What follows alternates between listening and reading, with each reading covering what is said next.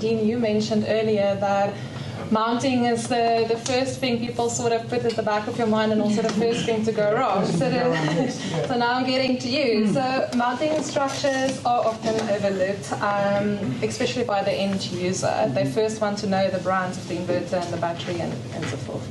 So yet they play such a critical role in the long-term reliability of the system. So what are some of the biggest mistakes you still see when it comes to mounting system selection or installation? There's quite a few I've seen over time. It seems to be repetitive as well. A lot of it is to do with initial engineering of the system.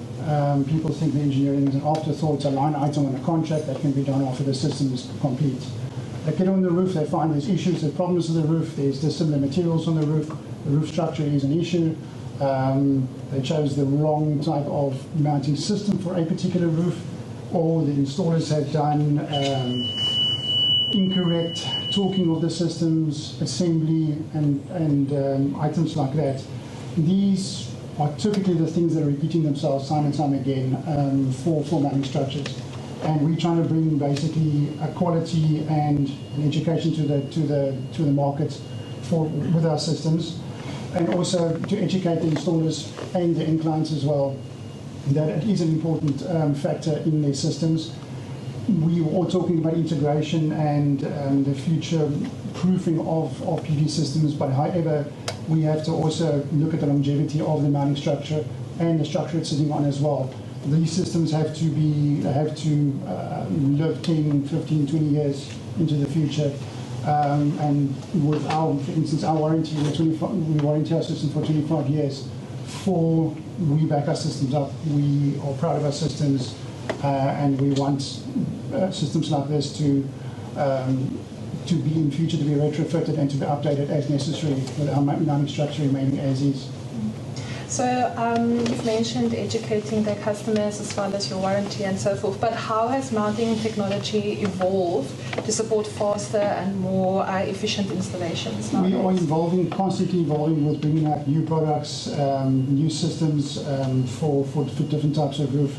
We want to minimize the time on the roof for the installer. Make it as straightforward.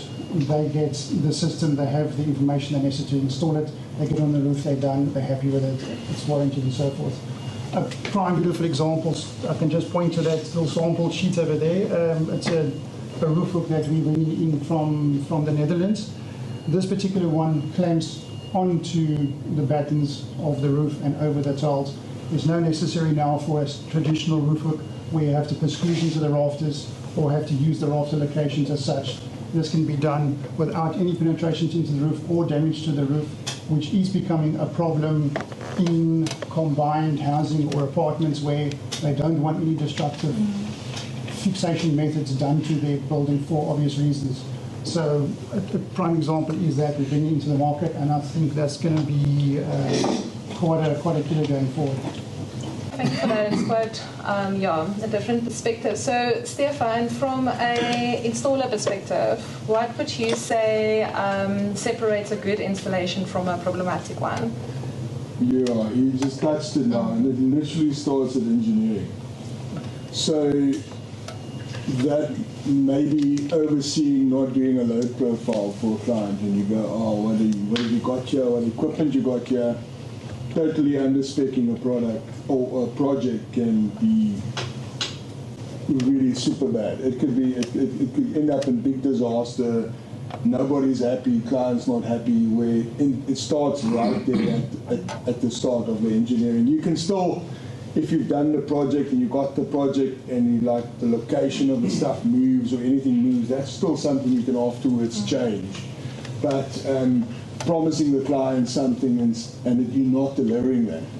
And all of a sudden, when all this power is on, stuff keeps tripping, and the system keeps tripping, and there's problems. So it literally starts where you said, from the engineering, from day one, going and saying, if I can go just one step back, in the past we would always sell something to a client, and that's what I love about Victron and a lot of the other products, it's modular.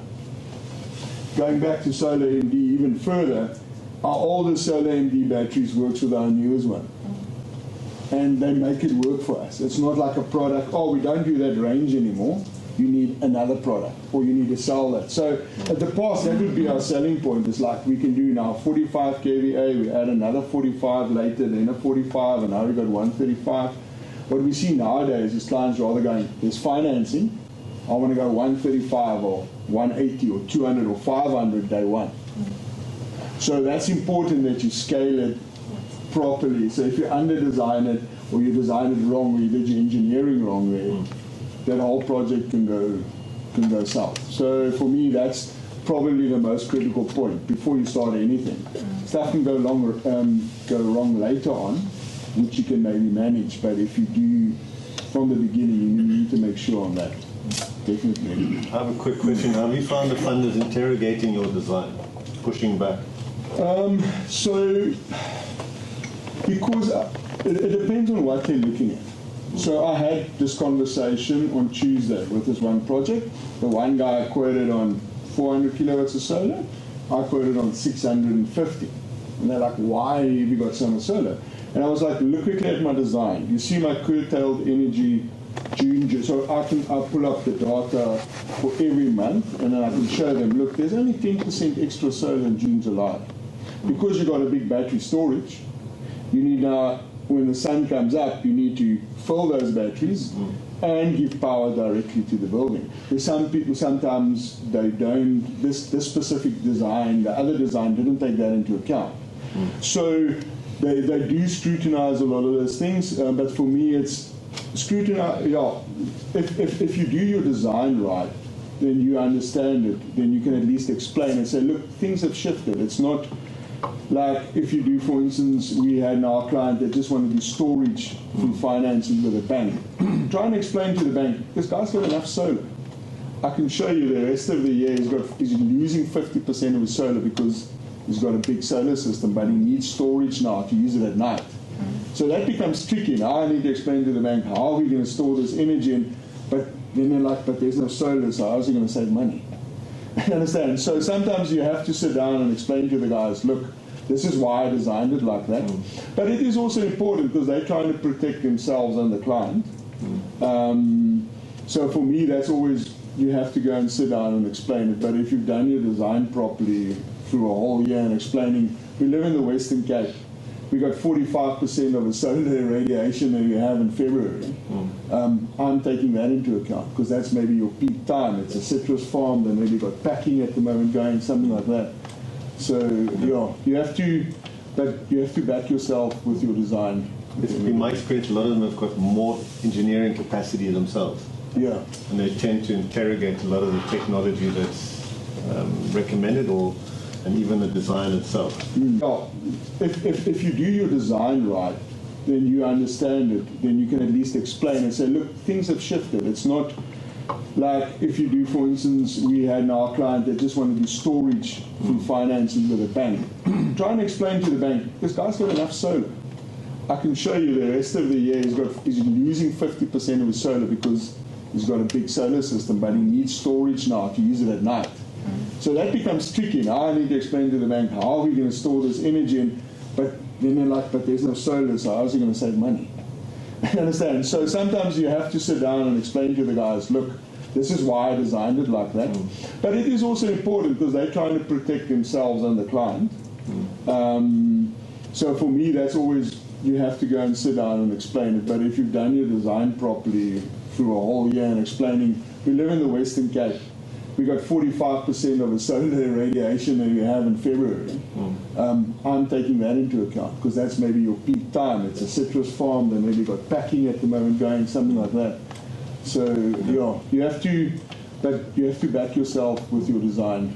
In my experience, a lot of them have got more engineering capacity themselves. Yeah. And they tend to interrogate a lot of the technology that's recommended and even the design itself, which is a good thing. It just means there's four eyes on.